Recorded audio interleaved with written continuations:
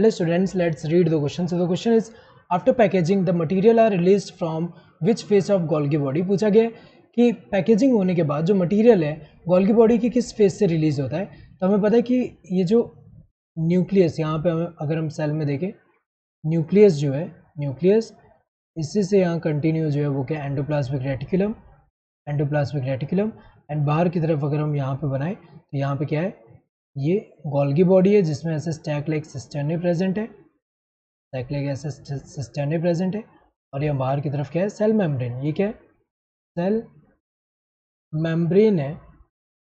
और ये क्या है, गोल्गी बॉडी है. तो जब यहाँ पे ईआर से प्रोटीन एंड लिपिड सिंथेसिस होते हैं तो वेसिकल के फॉर्म में कहाँ जाएंगे, इस तरफ जाएंगे. तो इस फेज को हम क्या बोलते हैं, दिस फेज और फॉर्मिंग फेज बोलते हैं, दिस और फॉर्मिंग फेज. बाद में यहाँ पे अंदर जाके मॉडिफाई पैकेजिंग होने के बाद बाहर रिलीज हो रहा है. तो जहाँ रिलीज हो रहा है इस फेज को हम क्या बोलते हैं, ट्रांस फेज और मैच्योरिंग फेज. तो अगर देखा जाए रिलीज जो हो रहा है, रिलीज पूछा गया है, एंटरसिस फेज से हो रहा है रिलीज. सो रिलीज किस फेज से हो रहा है, ट्रांस फेज.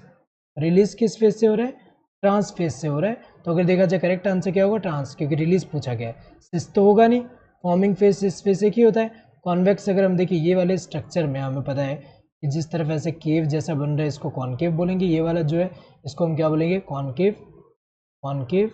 और ये वाला जो होगा इसको हम क्या बोलेंगे, कॉन्वेक्स, कॉन्वेक्स. सो कॉन्वेक्स वाला साइड तो ये वाला है, तो ये सिस फेस है, ये तो इनकरेक्ट हुआ.